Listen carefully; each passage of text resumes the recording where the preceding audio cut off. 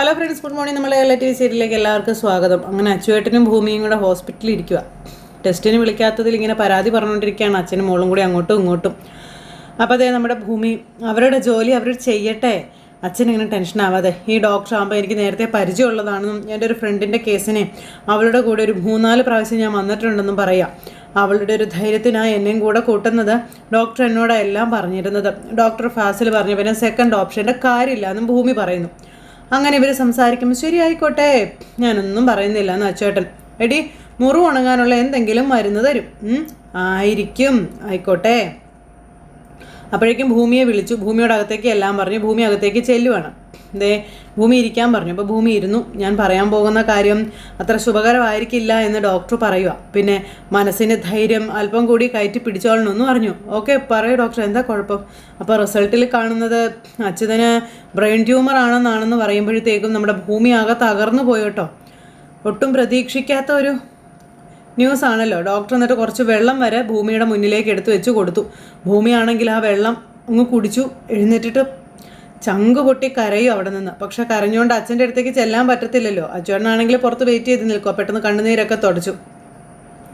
എന്നിട്ട് ഇങ്ങനെ ഡോക്ടർ പറയുന്നതൊക്കെ കേൾക്കുകയാണ്. മനുഷ്യ ശരീരത്തിലെ ഏറ്റവും അപകടകരമായിട്ടുള്ള ഒരു ഏരിയയിലേക്കാണ് ശ്വാസം, ഹൃദയമിടിപ്പ്, രക്തസമ്മർദ്ദം ഒക്കെ നിയന്ത്രിക്കുന്ന ഭാഗമാണിതെന്നൊക്കെ പറഞ്ഞാൽ ആ ഒരു ഇതെല്ലാം പറഞ്ഞു കൊടുക്കുക. ഇതിൻ്റെ സർജറി ഹൈ റിസ്ക് ആയിട്ടുള്ള കാര്യമാണെന്നും അദ്ദേഹം പറഞ്ഞു. ചിലർ സാധാരണ സർജറിയുടെ 3 മടങ്ങായിരിക്കും ഇതിൽ നമുക്ക് വേണ്ടി വരിക എന്നും പറഞ്ഞു. എത്ര വേണ്ടി വരും? അപ്പോൾ 12 ലക്ഷം മുതൽ 16 ലക്ഷം വരെ ആണെന്ന് പറയുന്നത് കേട്ടപ്പോൾ നടുങ്ങിപ്പോയി. സർജറിക്കല്ല, ടോക്കൺ മാത്രമാണതെന്ന കാര്യം ഡോക്ടർ പറയുമ്പോഴത്തേക്കും വല്ലാതെയായി. അപ്പോൾ എത്രയും പെട്ടെന്ന് വേണം, വല്ലാത്തൊരു സ്റ്റേജ് ആണെന്ന് പറഞ്ഞപ്പോഴത്തേക്കും അപ്പോൾ എനിക്കൊരു 5 മിനിറ്റ് സമയം തരും, അത് കഴിഞ്ഞ് വന്ന് കാണട്ടെ എന്ന് ചോദിച്ചു. അപ്പോൾ ശരിയെന്ന് പറഞ്ഞു. അങ്ങനെ നമ്മുടെ ഭൂമി പുറത്തേക്ക് ഇറങ്ങി കഴിഞ്ഞപ്പോഴത്തേക്കും പോകാൻ മോളെ, എല്ലാം ശരിയായില്ലേ? അപ്പോൾ തൊണ്ടയുടെ അവിടെ നിന്ന് പൊട്ടി, അതിന് ഉണങ്ങാൻ മരുന്ന് അല്ലേ, അതല്ലേ? അപ്പോൾ അതേന്ന് പറഞ്ഞു. ഞാനിപ്പോൾ വരാവേ എന്ന് പറഞ്ഞുകൊണ്ട് ഭൂമി അവിടെ നിന്ന് അങ്ങോട്ടേക്ക് പോയി. അച്ചുവേട്ടൻ അവിടെ അങ്ങനെ ഇരിക്കുക. പുറത്തിറങ്ങി പോയിട്ട് ഭൂമി ചങ്ക് പൊട്ടി കരയുവാണ്. ഇതൊന്നും അറിയാതെ അച്ചുവേട്ടൻ അവിടെ ഇങ്ങനെ ചിരിച്ചുകൊണ്ടിരിക്കുവാണ്. അപ്പോൾ അങ്ങനെ ഇരിക്കുന്ന സമയത്ത് നമ്മുടെ ഭൂമി ഫോണിലെല്ലാം സെർച്ചൊക്കെ ചെയ്തു. അതിനുശേഷം വീണ്ടും ഡോക്ടറുടെ അടുത്തേക്ക് ചെന്നു. അപ്പോൾ ഡോക്ടർ 10-14 ലക്ഷം രൂപയൊന്നും എൻ്റെ കയ്യിൽ ഉണ്ടാവില്ല എന്ന് പറഞ്ഞു. അപ്പോൾ ഗവൺമെൻറ് ഹോസ്പിറ്റലായാലും ഇതിൻ്റെ പകുതിയൊക്കെ ചിലവാകുമെന്ന് പറയും അദ്ദേഹം. അവർക്കത് പെട്ടെന്ന് ചെയ്യാൻ കഴിയണമെന്നില്ല, റിസ്ക് വലുതാണെന്ന് പറയുമ്പോൾ എൻ്റെ പ്രശ്നം അതല്ല. പണം ഉണ്ടാക്കുന്നതിനുള്ള സമയവും അതുപോലെ അച്ഛന് മരണം കൊണ്ടുപോകാനുള്ള സാധ്യതയും ആ ഒരു സമയം, അതിന് താൽക്കാലിക ഒരു സ്റ്റേ. അപ്പോൾ എന്താ ഭൂമി ഉദ്ദേശിക്കുന്നതെന്ന് ചോദിക്കുമ്പോൾ ഞാൻ നെറ്റിലൊക്കെ ഒന്ന് പരതിയായിരുന്നു. കിട്ടിയ ഉത്തരം മനോബലം വർദ്ധിപ്പിക്കുക എന്നുള്ളതാണെന്നും രോഗിയുടെ മനോബലം കൊണ്ട് കുറേയൊക്കെ അതിനെ അതിജീവിക്കാം എന്നുള്ളതാണെന്ന് പറയുവാണ് ഡോക്ടർ. മനോബലം കൊണ്ട് ക്യാൻസറിനെ അതിജീവിച്ച ഇന്നസെൻ്റ്, മമത, അവർ ഒരുപാട് പേരില്ലേ എന്നൊക്കെ ചോദിക്കുക കേട്ടോ. അച്ഛനെ ആ നിലയിൽ കൊണ്ട് നടക്കാം എന്നൊക്കെ പറഞ്ഞ് ട്രീറ്റ്മെൻറ്റിൻ്റെ സമയം വരെയെന്നും ഇങ്ങനെ പറയുവാണ്. അങ്ങനെ ഡോക്ടറോട് എല്ലാ കാര്യങ്ങളും ഭൂമി പറഞ്ഞു. അങ്ങനെ അത് കേട്ടപ്പോഴത്തേക്കും ഡോക്ടർ ആകെ വല്ലാതെ, ഇപ്പോൾ ഡോക്ടറോട് അച്ഛനോട് സംസാരിക്കണം തുടങ്ങിയ കാര്യങ്ങളൊക്കെ ഭൂമി പറയും. അപ്പോൾ അച്ഛന് മനോബലം ഉണ്ടാകുന്ന രീതിയിൽ സംസാരിക്കണമെന്ന് അപ്പോൾ ഭൂമി പറഞ്ഞത് അദ്ദേഹം കേട്ടു. എന്നിട്ട് അച്ചുവേട്ടനെ അകത്തേക്ക് വിളിച്ചു. അപ്പോൾ അച്ചുവേട്ടൻ വന്നിരുന്നപ്പോൾ തൊണ്ടയിൽ ഒരു ചെറിയ പൊട്ടലുണ്ടായല്ലേ എന്നൊക്കെ ചോദിച്ചിങ്ങനെ പറയുവാണ്. വേദന വന്നാൽ കഴിക്കാനുള്ള മരുന്ന് കുറിച്ച് തരാം കേട്ടോ എന്നും പറഞ്ഞുകൊണ്ട് ഇങ്ങനെ ഡോക്ടർ വന്നിട്ട് അച്ഛന് കൊടുക്കാം. അപ്പോൾ എൻ്റെ മോൾക്ക് പേടിയാണ് ഡോക്ടറെ, എനിക്കെന്തോ വലിയ രോഗം വന്നു എന്ന് അവളുടെ വിചാരം. ഡോക്ടറെ കണ്ടത് കാര്യമായി, മോൾക്ക് സമാധാനമായല്ലോ, അല്ലെങ്കിൽ അവൾ ഉറങ്ങുകയല്ലെന്നേ എന്നൊക്കെ അച്ചുവേട്ടൻ. അത്രയ്ക്ക് ഇഷ്ടം അവൾക്ക് എന്നെ എന്നൊക്കെ പറഞ്ഞ് അച്ചുവേട്ടൻ ഇങ്ങനെ പറയുവാണ്. അങ്ങനെ മരുന്നെല്ലാം എഴുതി. അതിനുശേഷം ഡോക്ടർ കുറച്ച് കാര്യങ്ങളൊക്കെ പറഞ്ഞു കൊടുത്തു. പിന്നെ എന്തെങ്കിലും ബുദ്ധിമുട്ടുകളുണ്ടായാൽ അറിയിക്കണം കേട്ടോ എന്നും പറഞ്ഞു ഡോക്ടർ. പക്ഷേ ഡോക്ടർ പറഞ്ഞു അച്ചുവേട്ടൻ അങ്ങ് പോയി പുറത്ത് ചെന്നു, മരുന്നെല്ലാം കുറിച്ച് കൊടുത്തു. അതിനുശേഷം അങ്ങോട്ട് മാറുമ്പോഴും ഇങ്ങോട്ട് മാറുമ്പോഴും നമ്മുടെ ഭൂമിയുടെ പിടിവിട്ട് പോകുന്നുണ്ട്. പക്ഷേ ഭൂമി ഭയങ്കര കരച്ചിലാണ്. അങ്ങനെ എല്ലാം ഒരു താളത്തിൽ കൊണ്ടുവരാൻ ഭൂമി വല്ലാണ്ട് കിടന്ന് കഷ്ടപ്പെടുകയാണ്. അതിനുശേഷം പിന്നെ ഭൂമി തൻ്റെ പഴയ കാര്യങ്ങളെല്ലാം ആലോചിച്ചിരിക്കുന്നു. അതുപോലെ തന്നെ അച്ചുവേട്ടനും തൻ്റെ മകളുമായിട്ടുണ്ടായിരുന്ന ആ ഒരു ഇതെല്ലാം ആലോചിച്ച് ഇങ്ങനെ അവിടെ ഇരിക്കുവാണ്. രാത്രി മുഴുവനും അങ്ങനെ ഇരുന്ന് നേരം വെളുപ്പിക്കുന്നു. പിറ്റേ ദിവസമായി ഭൂമി രാവിലെ ഓട്ടം തുടങ്ങി. രാവിലെ തന്നെ ഓടുവാണ്. അങ്ങനെ ഓടി ഭൂമി അച്ഛൻ്റെ അടുത്തേക്ക് വന്നു. അപ്പോൾ അച്ഛൻ ഇങ്ങനെ കൈ കൊട്ടി ഇങ്ങനെ നിൽക്കുക കേട്ടോ. അപ്പോൾ മോളെ കണ്ടു കഴിഞ്ഞപ്പോഴത്തേക്ക് ആ കൈകൊട്ടൽ അങ്ങ് നിർത്തി. അതിനുശേഷം മോളെ ഇങ്ങനെ നോക്കുവാണ്. ദേ മോളെന്തിനാ കരയുന്നേ? മോളുടെ കണ്ണിൽ എന്താ പൊടി വല്ലതും വീണോ എന്ന് അച്ചുവേട്ടൻ ചോദിച്ചപ്പോൾ അതൊക്കെ മാറും, നോക്കട്ടെ ഞാൻ നോക്കട്ടെ എന്ന് പറഞ്ഞ അച്ചുവേട്ടൻ എന്നിട്ട് കണ്ണിലെ പൊടിയൊക്കെ ഊതിക്കളയുക.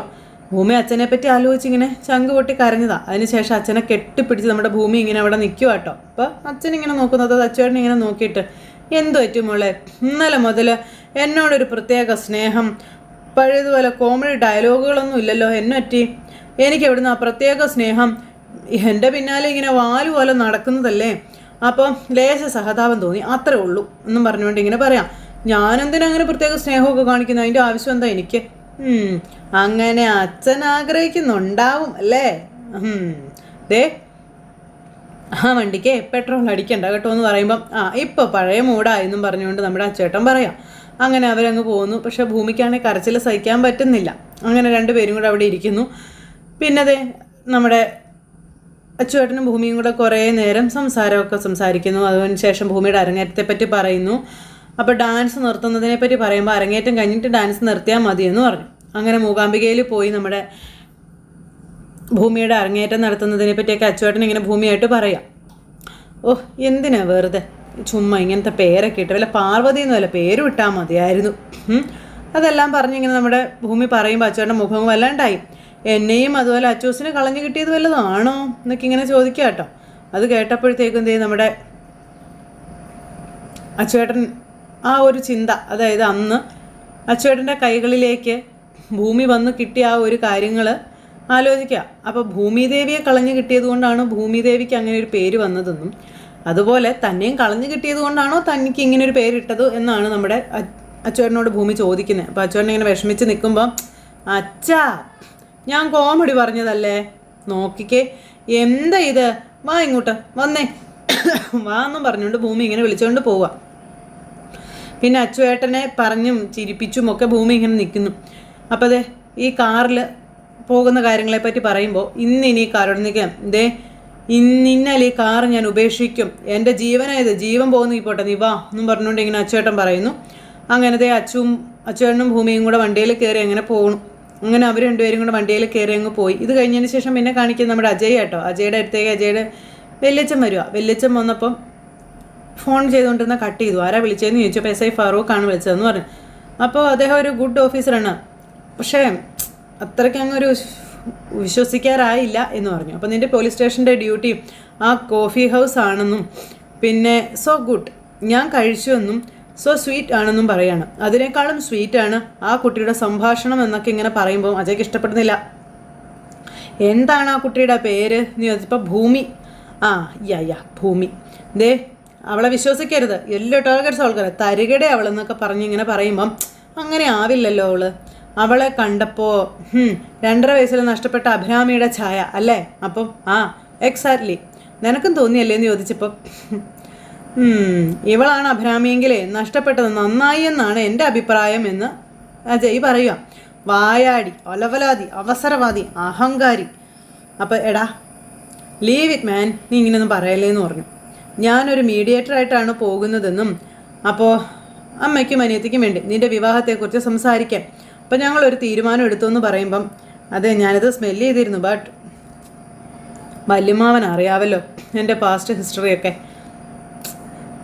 എൻ്റെ പ്രണയം, പിന്നെ നഷ്ടപ്പെട്ട പ്രണയം എന്ന് കരുതി ആ ഒരിത് ക്ലോസ് ചെയ്യാൻ എനിക്കാവില്ല എന്ന് അജയ് പറയുക. അതൊരിക്കലും നഷ്ടപ്പെട്ടിട്ടില്ല എന്നും പറയണം. അപ്പോൾ അത് കേട്ടപ്പോൾ വല്യച്ഛൻ ഇങ്ങനെ അജയോട് എനിക്കതെല്ലാം അറിയാവുന്ന കാര്യങ്ങളാണല്ലോ, നൈന അവൾ എവിടെയാണ് എന്ന് ചോദിക്കുക. കാത്തിരുന്ന് കത്തിത്തീരേണ്ടതാണോ നിൻ്റെ ജീവിതം എന്ന് ചോദിക്കുന്നു. അഞ്ജന നിന്നെ അറിയുന്നവളാണ്, നിൻ്റെ കസിനാണ്.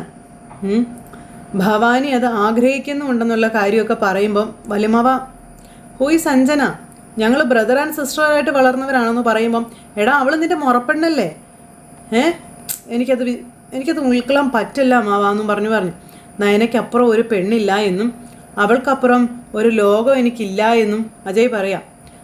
അവളുടെ ഹൃദയത്തിൽ ഇപ്പോഴും ഉണ്ടെന്ന കാര്യമൊക്കെ അജയ് ഇങ്ങനെ പറഞ്ഞപ്പോൾ എടാ കുടുംബത്തിൻ്റെ ഭദ്രതയ്ക്ക് വേണ്ടി ചില വിട്ടുവീഴ്ചകൾ ചെയ്തേ പറ്റൂ എന്ന കാര്യം പറയും ആ സമയത്ത് അദ്ദേഹം.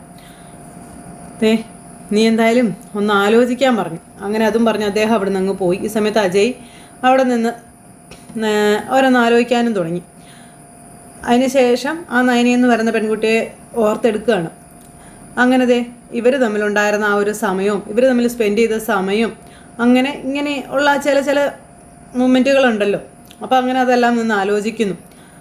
അപ്പോൾ അങ്ങനെ അജയും നയനി എന്ന് പറയുന്ന ആളുമായിട്ട് സംസാരിച്ചതും അവരുടെ പ്രണയം പങ്കുവച്ചത് തുടങ്ങിയ കാര്യങ്ങളെല്ലാം സംസാരിച്ചത് ഇതെല്ലാം ആലോചിച്ചിങ്ങനെ നമ്മുടെ അജയ് ഇങ്ങനെ നിൽക്കുന്നു. അതിനുശേഷം അവളെ പ്രപ്പോസ് ചെയ്തത്, അങ്ങനെ എല്ലാ കാര്യങ്ങളും ആലോചിച്ചുകൊണ്ട് ഇങ്ങനെ നിൽക്കുന്ന ആ ഒരു സിറ്റുവേഷൻ കാണിച്ചുകൊണ്ട് ഇന്നത്തെ നമ്മുടെ കഥ അവസാനിച്ചു. അപ്പോൾ എല്ലാവരും കാത്തിരുന്ന് കാണണം കേട്ടോ. എല്ലാവർക്കും നല്ലൊരു ദിവസം ആശംസിക്കുകയാണേ. എല്ലാവർക്കും ടാറ്റാ.